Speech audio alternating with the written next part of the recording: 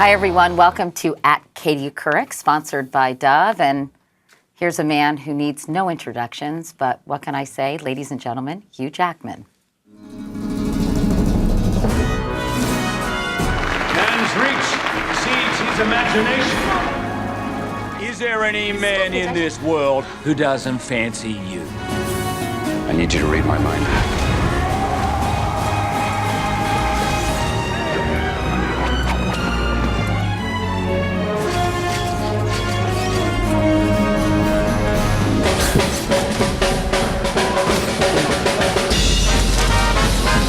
That was my last cigar.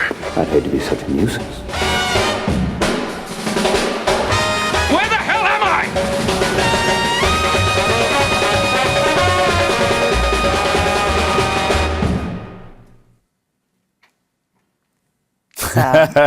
There's your life in something like 40 seconds. I play it every morning anyway. I've seen that many times. In fact, you brought that in, didn't you, Hugh? Yeah, I'm glad it worked well for you. There is a longer one. I thought you might have played that. But. Yeah, we'll watch that later, in the privacy of our own homes. How are you? Fantastic. Yeah? I'm very, very well. I'm so happy to be in New York on Broadway.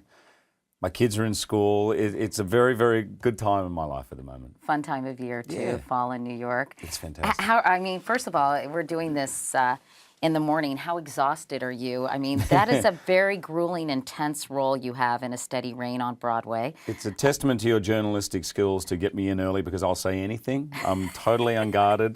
This is basically breakfast at the moment for me. It is grueling, and it's not long. It's not like The Boy from Oz, which was 20 songs and dancing and physically and in every way draining. This is just mentally, emotionally draining. But exciting because every night the play works in a strange way in that we both, Daniel Craig and I, are talking to the audience for 80% of it. So it's a conversation with the audience. It's wildly different every night.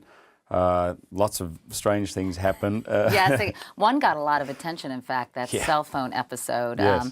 I understand you guys were a little annoyed that, well, first of all, how did they get video of that? They shouldn't have been recording that's a good point. that, right? Look, it's not the first barbecue for us. I mean, I know people are videoing and you can't stop it, really. I think it's a shame, but that's the way things are. Luckily, I don't think people are going to not come to the theatre because they see something. Unlike the movie business, where it's very, very dangerous, piracy. I think with theatre, I don't think it's going to stop people coming. Yeah, and But- what did you think of that whole episode? I thought it was funny. I have to say, when I came to see you, I came to a Sunday matinee. Yeah.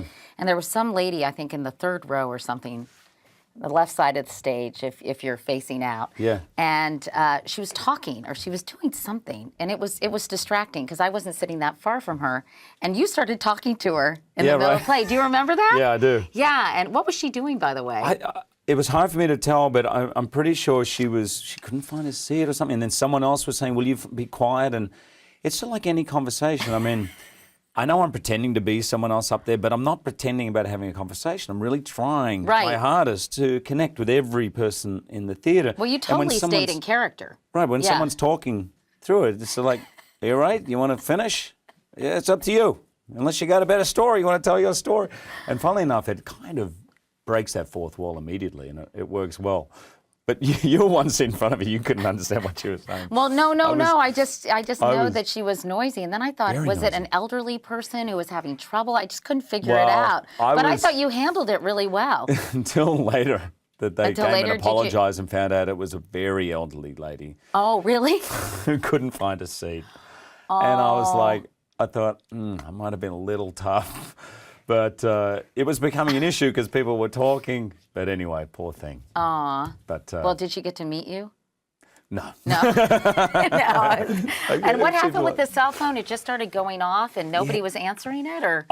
Sometimes we stop the show, but it was the worst possible moment in the show. It's a point where my character is appealing to the audience for understanding of a really traumatic moment. I won't get into the details, but it's about this kid that's haunting me. So this thing I did, and I can't sleep. I go to bed, and I always see his face.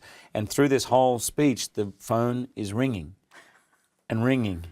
And I'm thinking, just let it go. This is not a time to stop the show.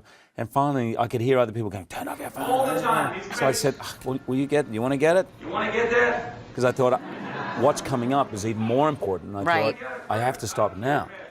But it was that moment when people don't turn off the phone because they've let it ring 3 times and it's too late to go for it. And they're thinking, I know, I'll pretend it's someone else's. So they're doing, yeah, I could tell what was going on. They're doing that. And probably underneath, stamping on their bag to try and smash their phone, you know. But They must then it have been stopped. so mortified, by the way. Can you imagine? So mortified. And then it stopped. And just as about to start, it starts ringing again. So whoever's like insistent. So I mean, this is karma, by the way, because Deb, who you know, my wife, is quite famous for 2 things: falling asleep in the theatre and leaving her phone on, right? And I remember ringing her one time. I didn't know where she was, and I rang her, and she goes, "Hello." I said, "Where are you?" And she goes, "I'm at the theatre." I said, "And you answered the phone?" I said, "Turn your phone off." She goes, No. I'll walk out. I'll talk to you in a sec." And then I hear this clink, clink, chairs falling. It was in this small theatre. And she goes, "Oh, it's all right, I can talk now." I said, "Deb, that is shocking. Your phone rings, you don't like turn it off, you answer it." Anyway, so that was karma. So it was a fairly long period of time, though, when you and Daniel Craig were kind of... Went on and on. Right? Oh, God. I mean, when you're on stage, it felt like 5 minutes, but I think it was about a minute, but it felt like a long time. Anyway. Let's talk about the play itself, because I'm curious. I hate to ask that such a hackneyed question, but what attracted you to this role here and to this part, and why did you do this play of all the plays? John Crowley, the director, I was a massive fan of. He did The Pillow Man, which I saw on Broadway, and I'd actually auditioned for him way back for something, and I really wanted to work with him one day. And Daniel as well, I was a massive fan of. So I wanted to like it when I read the script. And when I read the script, I thought, this is really different. It's very raw theatre. This is something you don't see on Broadway a lot. Really, it was written for a small theatre of 75 people. It didn't need a lot of sets or anything. It's just Right. about 2 people telling their story. And sitting in chairs, talking and walking around. That's it. And you have to create the world for the audience. And that presented a really exciting challenge for me. Working with Daniel, it's a very tricky play because it's just 2 actors. It does go into scenes with us. We're going backwards and forwards. You have to really be in control of the material and of the piece. And the character was just something very different. I mean, he's a very different character than I get asked to play a lot. Right. You know? So very kind of, well, how would you describe him? dark. Gritty, dark. Gritty and dark. I mean, he's very much alpha male. He's a family man. He's doing everything he can, but feels the whole world is against him. He's a bit like a dictator of like a small third world country. He's got his circle, and everyone within that circle, which he's in charge of, he's the leader. Everyone within that circle he looks after, and if you're outside that circle, you're an enemy, and that's how he sees the world. And it's, you know, it was amazing going to Chicago and hanging out with those cops. Is that what you did? Because, Yeah. you know, here, I mean, you don't obviously have a Chicago accent. No. It doesn't come to you naturally. No. So I wondered as I listened to you in the performance, how you kind of psyched yourself up to... Yeah, we hung out with some cops there. It's a very humbling experience. I think they were having a bit of fun with us. The first stop we took was to the morgue. They took us to the morgue. Wow. You know, it's that was a way to wake up at 8 o'clock in the morning. this, Benny. Yeah, totally. It was exactly like, yeah. Hey, we got James Bond and Wolverine. Take him into the locker room. And they open up and there's about 180 bodies just lying on the shelves. Oh, you know, God. it was, and it went from there. Just the smell, I remember. But going around in the squad car with them, hanging out, it's where you realise everyone should have a chance to do that before they just pick up a newspaper and read a story. I mean, you know, we all hear those stories, and part of the play is based on the Jeffrey Dahmer incident. I don't want to give too much away. I'm giving too much away. That's all right. No, I But, think... you know, real incidents where you think, how could a cop do that? And I think what the play is about and what these characters are trying to say is before you judge us, so I understand you're going to judge what we did, just imagine what it's like to be that cop at 1 o'clock in the morning in the most dangerous part of town where there's gangs and they've all got semi-automatic weapons. And by the way, 6 cops have been killed in this area in the last 6 months. So you're on edge, you know, and it's about that. It's about making people understand. And all the pressures, I think, attendant to that kind of life. And I thought it was sort of about what a fine line there is between right, wrong, good, bad, morality and immorality. Yes. The people charged with guarding, you know, the left side often kind of bleed into the right. Of course, and the irony being That was that kind if of well said. Yeah, wasn't I was going to say, could I get that on paper it? because I'm I sorry, need to can learn I just that. take a moment and say, oh no, go ahead. Because you asked me what attracted me to the play, and I spent about 5 minutes meandering around what you said eloquently in 30 seconds. But it is an irony that you need a bit of aggression, or as the guy said to me, I'm looking for a cop who's got balls, you know, because he's going to walk up to a car with 6 gangbangers in it, and he's on his own in an area where he could get shot like that, and he's got to make those 6 gangbangers believe that he's not scared of them. And they know, you know, so it's a net, yet how do you then make sure that that person is always in control? When they're obviously coming, it's game time. They're out there like that. So it's Sounds the like you knife learned edge. a lot too about Totally, sort yeah. of police work, and then Yeah. of course the whole play is further complicated by your friendship with Daniel Which is Craig's the thing I love character, which about is very complicated, and again, sort of the lines are blurred Right. as a result of your relationship and the pressures that you guys known both have. We've known each other since kindergarten. Right. We've all got friends like that, right? And we stay friends. And then you get married, and at some point in your marriage, your partner says, why are you friends with this person? You know, do you guys really like each other? But you're so linked, you've known each other through so much, and you forge this relationship, these two do, and I think many people do, which is a weird kind of codependency in a way. Yeah. It's,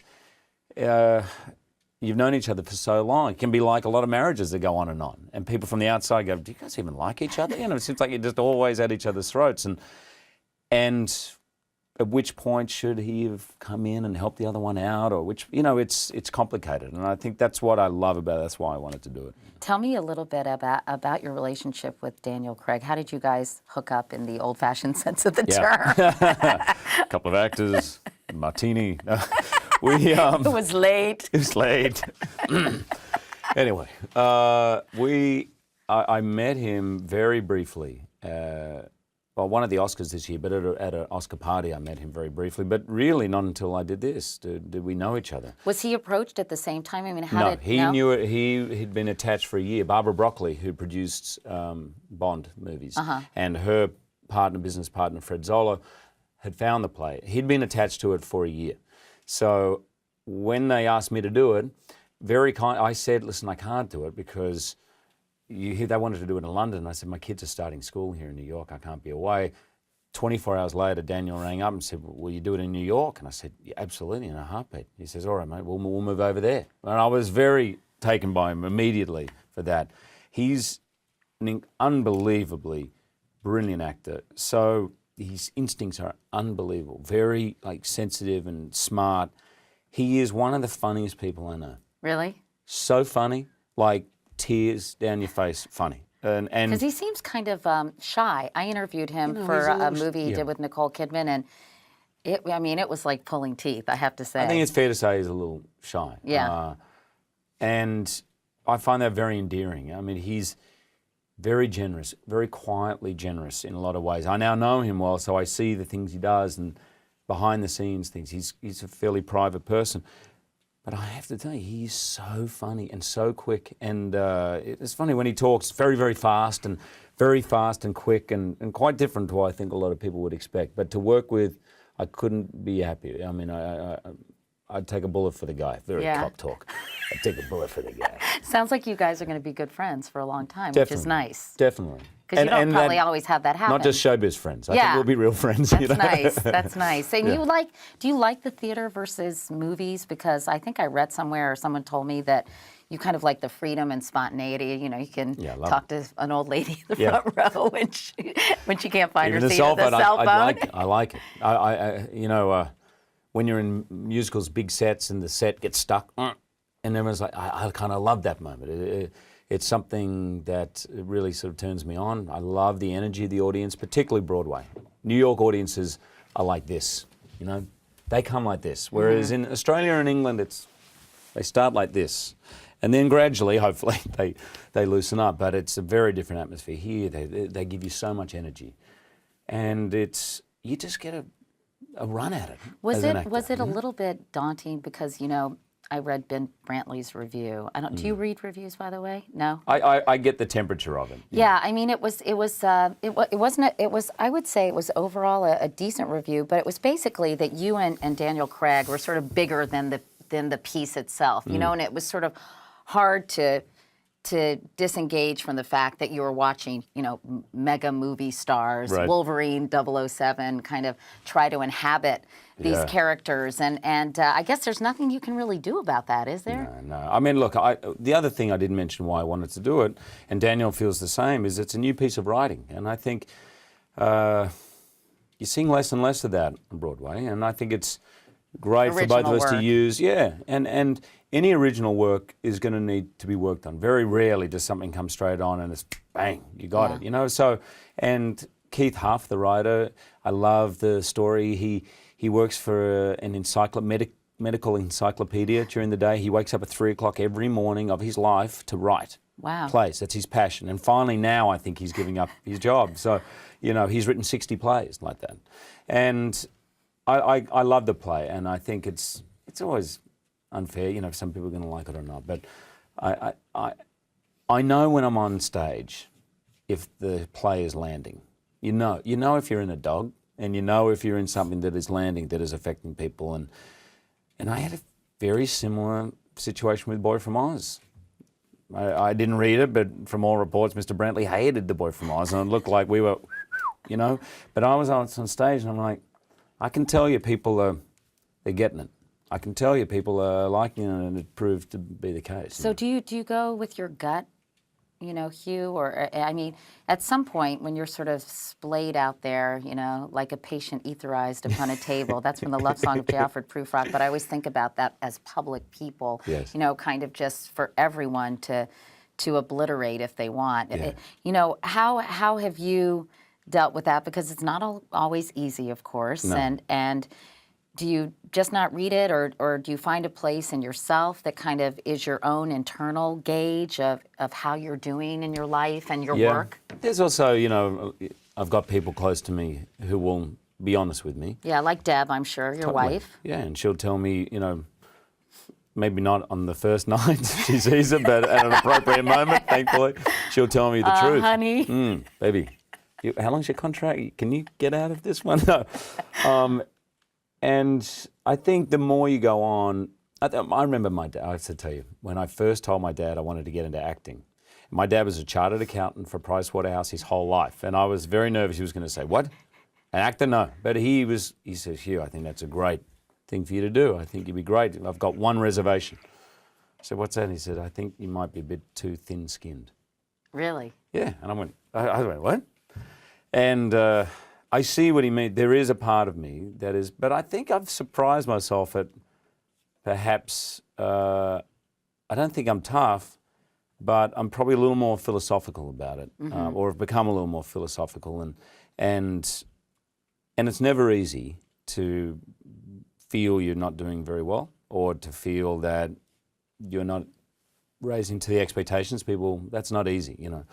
But I just put everything into it. And I think I've got to this point now where there's not a thing I do where I don't go 110%. I can't not. So maybe I've got philosophical enough to know I've really done my best. Yeah. And I may have made a wrong choice. But something actually, now you're reminding me, see I'm waking up. It was The Boy from Oz that was a turning point for me, because I went on a complete gut reaction to do that. And there were many people in my life, not Deb, but many people who said that's a wrong choice. You're playing a gay entertainer for 18 months on Broadway as your career in movies is going. Don't do this. This is all bad. And I said, I know you say that and I can understand, but I feel like I've got to do it. And it turned out to be one of the great things I've ever done, and it gave me so much. And from that point on, I thought, you know what? If I make a gut decision that I've got to play this part, not for money, not for career opportunity, not because someone else tells me, but because I feel it here, it's so fine to live with, even failure, even abysmal failure. I mean, I've done some things. We did a TV show, Viva Laughlin, that got canned after the first episode. You know, and so, but at the time, it's easy to deal. Right. Well, that's interesting that you say that, because as I was reviewing your body of work, as they say. Yes. There's a joke in there somewhere, but I'm going to refrain. But you know what struck me is that it seems utterly without calculation, and which I really right, sort it's of not. respected and appreciated. No, because I thought it seems to me, and of course I don't you well enough to say this, but you do things really because you just want to do them. It's not like, well, if I do this now and then I do this later, Yeah. that'll get me a job here, and then I'll become a huge box office star, and then I can go back to Broadway to stay in the public. You know what I mean? It just Yeah. seems like you kind of go with it, I do. which is great. That well, takes a it's the lot only- of. I think that takes a lot of sort of a sense of self and a lot of self-confidence to be able Maybe. to kind of go with your gut in a way. Maybe I don't really know how to. I'm not smart enough to be a strategist. I'm not by nature Machiavellian at all in anything I do. It's terrible. I'm forever saying things. People say, "Why'd you say that?" And I go, "I don't know. I'm happy about it. I want people to know. I don't care Yeah. if people know about it. I spend my life pretending to be other people. It's my job, and I take it very seriously. And I trained at it and all that, and I understand how to do it. In my life, in the choices I make and day to day, or talking to you, or talking to people, I don't want to be Machiavellian. I don't want to give it that thought. I just want to experience life. So it's sometimes I think I'm just being maybe a bit lazy. And some people say, you should be don't talk like that. You got to be a little more reserved, or do this choice. Or you should more do this now. mysterious. Maybe you whatever it shouldn't be out is. there that much This or is the something. choice to do. Look what Tom Cruise does. He does only was a movie here and there. Or look at here, and you should do a comedy, then a this. And I go, I admire the way they can do it. I don't have the skill to do it. I don't. So, and I have at times I've made mistakes. I have made choices that someone said this is, and I've gone, I don't know, but are you sure I should? And it's turned out not great. And it's really hard to live with. That's when I made that choice. And I suppose that's where it's okay. It's okay to, if you put everything into it, you feel like I really wanted to do it, and you know what? It sucked. I sucked. It was really bad. But it's okay. Yeah. But What when was you- it that really I sucked? can't tell you. I can't tell you. I I'm know like, you. I can see you "Ding, going, please. Yeah. You can't say? I can't. I Well, you can't. don't want to hurt the feelings of the Totally. people involved in the Right. project. Totally. So They after probably know, but after this, the play is over, because it's just a 12-week run, right? Yeah. Steady Rain. Yeah. What are you going to be doing next? Uh, Are you doing another one of those Wolverine movies? I have to be honest with you. I know this will come as a shock to you, Hugh, but I'm not like a Wolverine person. I don't get that whole Thank you so much. franchise. it's really No, great. seriously. I'm not in the key demos either, so don't worry It's true. about it. It's true. But what do you mean it's true? But what are you doing one of those movies? With the Yes. See? Oh, there he is. Why would you miss it? Look, a little bit of nudity. I have to I get say- all my rage issues out. Any rage issues I have gone. Do you have fun doing those? Yeah. Yeah. Yeah, you do. It's Really? fun. Yeah. No, really? How many of you've done? A lot of those, right? Yeah, but again, I wouldn't do them otherwise. I mean, I know people say, you make too much. I have so more than I ever need money-wise. More. I'm fine. I do it. Every time I do it, I never say, I'm doing another one until I see the script. It has to be something. But in the superhero world, in those kind of movies, Wolverine is by far the most interesting. And actually, the whole time from when I began, the one storyline that I went, that's a movie, because I was reading the comics, was this whole saga in Japan, which is really beautiful and different and fantastic. And I thought, that's a movie. And we've done 4 movies, we haven't done it yet. So I'm working on that script now. And if that comes up to being what I thought it might be, I'll do that. So I'll do 11 more and that's it. Right? That's it. They are wildly popular. I mean, huge, right? Yeah. It still amazes me, the people come up to me from all over the place, to all different types of people, all different demographics, trust me. It's always strange to me, though, when people go, oh, my son loves it. And I go, how old's your son? 3. I go, what? 3-year-old? I'm slicing people's heads off here, Yeah. Anyway. So you're looking at that script. Do you have anything? But that'll be, I don't know when. There's a couple of movies I'm looking at. One, which is a new one, which came to me from Mr. Spielberg. Steve. Stevie. A DreamWorks called Real Steel, which I really love. It's it sort of feels a bit like Paper Moon, this sort of father-son story. It's great, and Sean Levy is going to be directing that, and that's looking like it might happen. And another one That's been green-lighted, as they say. I guess when you're Steven Spielberg, you don't have to be green-lighted, whatever. You do can just you, do right? whatever you want. And the other one is this beautiful story set in the 1860s in America. It's called Unbound Captives, that Madeline Stowe is going to direct. Wow. Yeah, she wrote it, and She wrote it too? It's amazing. About the during the fights there between white settlers and the army and the American Indians. During those fights, sometimes the white kids would be abducted by taken from the battles and be raised by the American Indians, and that's one of the essential parts of the story. That's so interesting. And when they would be found, sometimes 8 years later, most of the time the kids wouldn't want to go back. They would be raised with great reverence and really taken by the chief to be raised by them. It was sort of an amazing story. My character was one of those, and he's now older, but is going out to find some kids who've been abducted. So it's a really, really, really beautiful story. That's Madeline Stowe. Who'd Yeah. have thunk it? You know, I got to tell you, this script is out of this world. I wonder if she became interested. She did that movie with Daniel Day-Lewis. Yes. What was it? A James Fenimore Cooper?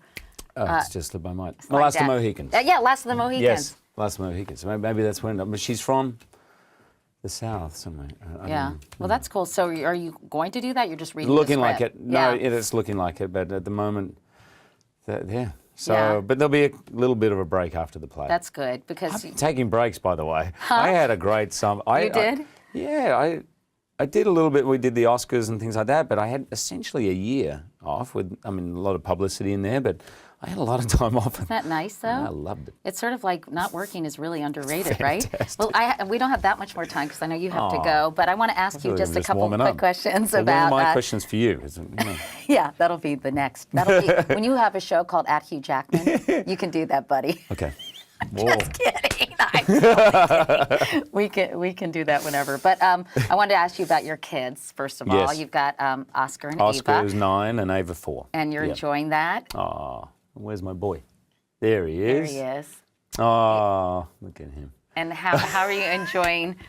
That's so cute. Fatherhood. Okay. I have to tell you the little story about that because Oscar, we call him Mr. Au Contraire because he loves to go the opposite. So we got seats at Madison Square Garden, care of the Knicks, thank you, courtside, and he's wearing that hat. But he decided because he's born in Los Angeles and Denver Nuggets, Denver's closer to Los Angeles, that he'd go for Denver. Okay. So but whenever Denver scored a goal, would stand up and cheer. And then eventually that hat he picked up because the Knicks didn't win. He got the hat and he put it on the ground. He's stamping on the hat. He got so into it. And I'm like, Oscar, I was so pleased for the second that he was into it. But at the same time, I was like, mate, we're here as, guests of the Knicks. And you're sort of stamping and spitting on the hat. It's kind of a little over the top. Anyway. That's so funny. He was so into it that Smith, the star player for the Denver Nuggets, at the end of the game took his shirt off and came over to Oscar and gave it to me, sweaty shirt. That's how much of a fan he was. That's funny. Yeah, Spike Lee was not happy. Oh, gosh. And then Ava is how old? 4. 4. Yeah. And so she's in preschool, I guess, now, right? Yeah, she's, preschool. She started a little school down in New York, downtown, and she's just poster child. She loves school, loves it. She can't wait to go. She comes home, tells me all about her day. So I've got Oscar, who was like, for years, I want to go to school. And anyway, but she's loving funny. life. And she's so like Deb. Really? It's unbelievable to watch. The nature-nurture argument, because both of my kids are adopted. And she was fairly quiet, very independent as a kid, as a baby. She would not be fed from 6 months. You could not put a spoon to her mouth. She'd do it herself. Very like Deb, actually. Unlike Deb and me, she goes around the house, closing drawers, picking things up, Oh, wiping. she's a neat freak. Love it. We need a little OCD in our family. You don't need a housekeeper. We've got Ava. Right, Perfect. got She her. loves it. Daddy, I love to be neat. And I says, I love you so much. That's I funny. said, you don't want to be a chef by any chance, do you? And she goes, maybe. I said, perfect child. And you like school. All right, so before we go, let me ask you quickly about the Oscars too. Are you will you be doing that again? And was that a fun experience? Did you have a great time? Weren't you a nervous wreck, Hugh? I was nervous for you because that's a pretty it's a big stage upon which you can stumble, and it can be kind of and I feel like whoever does that job is so harshly judged. But you know, you don't get worried about that? I was very nervous 2 months before. I said yes, hung up the phone, and I sat there for about 5 minutes going, should I have just said no then? I've said yes. I'm going to be, And I sat for about 5 minutes, and Deb came into the room. She said, what's up? And I said, Deb, you're about to go to bed with the next host of the Oscars. She started jumping up and down on the bed. So then when I went to the very first, she was. When I went to the very first production meeting, and there was one piece of paper like that, one piece of opening number 7 minutes, commercial break 1, segment 2, and I was like, can we just go back to that first bit, the 7 or 8 minutes? You guys got any plans? They said, no, it's up to you, whatever you want. That's for an actor. That's where's my script? What do you want me to stand? What do you want me to say? That was until I worked out what to do with that opening, and those guys who wrote that opening were so brilliant. Yeah, you know, and I heard from the man who directed, actually indirectly directed, but he directed it, but I heard indirectly. Roger? That he just thought you were the greatest person. And this one thing I wanted to say, you know, whenever your name comes up, you know, obviously you have a lot of talents, and you know, no, seriously, but everyone says what a terrifically nice person you are, and I hope you know that, and I hope you're pleased to hear that, and I hope you hear it anyway from people other than me. But it must feel so good to know that people really, really like you. Well, thank you. I mainly feel relief because my father was quite strict in manners and all of that, and if I ever feel like I'm getting a little out of whack, I can. Too big for your britches, as my mom would say. He would say that too. Yeah. I feel he'd come in and just go, get a hold of yourself. Who do you think you are? You know. So, you know, it's. I feel really blessed, unbelievably blessed. I could not have vaguely imagined. So it's something like the Oscars. I'm a kid from the northern suburbs of Sydney who used to stay up late at night and watch the Oscars. You know, the idea of hosting it is so out of control to me that. Yes, I was nervous, but there was no way I was going to let it ruin that. I mean, I may never get asked to do that stuff again, but my life has felt like that. A lot of my life has not been, I always dreamt of doing that. It's felt like, me? Okay, really? All right. You really want me to? And so I feel really, really blessed. And my family life and people I've met, and, you know, so it's all good. It's all good. I have my moments, but I try and have them in private. Yeah, are you ever like really cranky and really mean? Yeah, I can get cranky. You ever hit Deb? I hit her twice, but it was early days in the marriage. Now we're settled in. I did hit her once. You did? In a dream. This is very early. I can't believe I'm telling you. Wow. That Katie Couric, Hugh Jackman. Newsflash. I had this dream. I didn't hit her hard, but I had this dream. I was being chased by this guy. And I caught him, and I knew this whole, I'm giving the short version, and I said, if I find out you're this person, I'm going to hit you. And I woke up to this, Hugh. And not that hard, but I was in her back, small in the back. I was just going, like this. And it was early on in our relationship, and I'll never forget that look in Deb's face, like, uh-oh. I knew this was too good to be true. This guy's a freak. But that was the first and only time, I hope. The first and only time, yes, in my sleep. But the only time for me that is when I get a little overwhelmed. You know, I'm not great at saying no to things. I'm guessing you're a little bit the same. Sometimes, yeah. You've actually been my hero and rescued me on one of those times where I've. That's right. Yes, well, said we yes should tell to that one story. too many two things. Hugh was emceeing an event, and as it happened, you were called away, I guess, for a shoot or something, and your office called me kind of desperately saying, would you fill in? And I thought, you know, first of all, Hugh Jackman is the nicest person in the world. Secondly, that has happened to me. Yeah. And thirdly, I appreciated that you cared enough to get a replacement for yourself, because a lot of times people say to the organization, which was the Worldwide Orphans, and we both like the woman, Jane Aronson, very much. And a lot of people would just say, I'm really, really, really sorry, you know, something happened at the last minute, and kind of leave people high and dry. But the fact that you cared enough to try to get someone to fill in for you, I thought that was great. They were thrilled. because they were kind of happy to have me, but to have you Oh, was like, please. they were like, whoa. I'm sure they were like, Can you cancel on us again? Yeah. And call another one of your buddies? Because that was great. Police. All right, I'm going to do a quick thing where I'm going to just have you finish the sentences, and then you're going to okay. go. And oh, shoot, I didn't do my Twitter question, so these are more important. What's the best mistake that you ever made? I guess, I guess the boy from Oz? Yes. Well, that was No? a mistake. Well, at first no, it wasn't a Everybody mistake. else said it was the bit. All right, so you answer it. I don't need the answer for you. No, well, my wife said to me, begged me, she said, you cannot do this Wolverine thing, whatever that is. This sounds ridiculous. Please don't do it. And I said, yeah, I'll think about it. And then quietly went and auditioned. So that was the only best time she's mistake. ever been wrong. Yeah. That was Abby Marie 09, by the way. Thanks, Abby Marie 09. Belgica? Will you ever do a Bond movie? That's a good question, because now you and Daniel Craig are BFFs. The BFFs. Daniel will be doing that thing. No, I'm I guessing don't mean for as another- James Bond, but maybe Oh. you could be the villain. Could be cool. I don't know. We're working with the same producer. I might put it.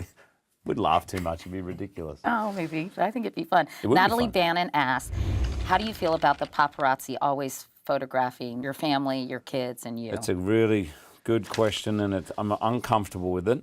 You seem so good-humored, though. When I see your photos, like frolicking in the water and stuff, I think, does Hugh know they're there? Is he being cooperative? I do. I say to them, sometimes they listen, sometimes they don't. I say, I know you're going to do whatever you're going to do.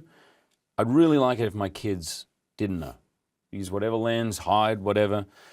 Sometimes they listen, sometimes they don't. But the last thing I want to do is be in a prison, or not go and play with my kids. I'm a goofball, you know. I want to play with them. I want to slide down the slide with them, and I want to do all that stuff. I don't want to be out there with sunglasses and a hat on and hiding while they're playing, you know, or not go out with them or something. Yeah. You know, it's so. But it is. We went out apple picking the other day, and they were outside our house. It's not every day, by the way. It's, you know, occasional. We went an hour and a half north, and there was 15 of them followed us an hour and a half north. You know, That's so annoying. yeah, and Do you ever feel that they're slightly menacing? never, No? no. And I, it's sort of the nature. You can't sort of. Who do you get angry with? You get angry with them? Do you get angry with the people buying the magazine, or you just sort of? I just figure path of least resistance, and I know they're going to take a photo, and they took a photo. And I said, guys, I know you've unexpectedly come an hour and a half. I said, I really want to have. I just pulled one guy, and I said, look, I sort of spotted the alpha paparazzi, and I said, I know you're going to get a shot, so can you just do it and go, so I can have a day? And they did. So, you know, sometimes I suppose there's some reason to be had. I figure that's the way forward. Yeah, I think you're right. If you kind of give them what they need, Yeah. then they're, you know, and they are, on some level, they're just trying to make a living, but it is kind of, they can be very aggressive, and I think... And I worry for my kids. I really only worry for my kids. I mean, you can't go into this business without part of you thinking, well, I'm going into it, there's a public aspect to it, but my kids didn't ask for it. That's what I want to protect. Yeah. And by the way, America and Australia is the only country where you can actually publish photos of children. Everywhere else, did you know they pixelate the photos of the kids? Really? Even Yeah. in Great Britain? Great Britain. All over Really? Europe, they're pixelated. And it doesn't seem like their sales are suffering. So I feel like that's probably the way we're going to go. Bruce Urbany asks, how was it like working with Christopher Nolan? Would you work with him again? How about on the next Batman? In a heartbeat on anything Chris Nolan wants to do. I think he's probably one of the best directors out there. He hasn't made a bad movie, and I've loved working with him. And by the way, every time he does a movie, I give him a call, and he just says, yeah, there's no part for you in this one. Bill C. 24, who are some of the actors you grew up watching? Who did you like to watch? I loved De Niro. I loved Meryl Streep. I loved a lot of the English actors. My parents are English, and I used to go and see them on stage. Ben Kingsley, Ian McKellen, Judi Dench. Michael Gambon is probably one of the more inspiring actors for me growing up. Yeah. And John Travolta. In terms of movie stars, fans, I was, and still am, just a massive fan of John's. Well, they're telling us we have to wrap, but it was, thank you, Hugh, first of I all, give for way coming too long in. answers, No, you know. no, you don't. It was, are you kidding? It was so much fun to talk to you. Nice I had to to, talk to you too. finish the sentence, but I think are they going to yell at me if I do that? Or are they saying that I can't do that? They said I could? Oh, good. Okay, real quickly. I thought this would be sort of fun, and it might not be, but we will see. We will see, right? The leading lady I'd most like to work with is My wife. Well, would you guys ever do that? We did. That's where I met her. Oh, that's right. But that was a long time ago. Exactly. That's why I like to do it again. She just was in a movie called Blessed. Did I mention Halle Berry? Sorry. I've only done 4 movies with her. Deb is going to be so happy to hear this, and then you ruin it with Halle Berry. It's that thing with marriage. You get too soppy, and all of a sudden she'll be like, hang on a second. Yeah. That was a little too mushy. All right, so Deb first. Deb first. And then Halle Berry second. Yeah, yeah. Halle Berry seems great. One of the coolest girls, one of the greatest women. The leading lady I would least like to work with I'm not going near that one.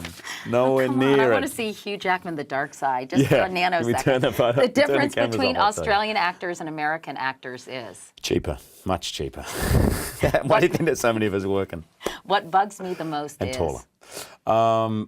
What bugs? I think you've asked me this question before. I have? I don't know why I have a deja vu on that. What bugs me? It can be personal, professional, anything. Yeah. I do hate being late.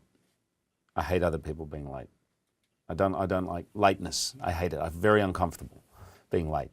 You look at me like I thought you said light. You're hate saying light. late. I want everything dark. Light, mate. I was like, light. oh God, we've been kind of light. Is he really upset with this? No, I want a serious dark discussion. Light. Light, mate. Okay, light. Okay. Is that weird? I'm thinking, is that OCD to hate being late? I was like, lightness? What is it? All right. What I absolutely have to have on my iPod is? Colin Hay, who's the ex-singer of Men at Work. But his stuff, I love Colin Hay.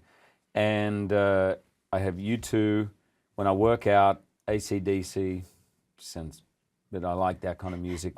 Before the show, sometimes Colin, I'm listening to a lot of Bruce Springsteen at the moment before the show. It feels very Denny. Yeah. Yeah. So that's what I'm listening to at the moment. And finally, my idea of a perfect day is?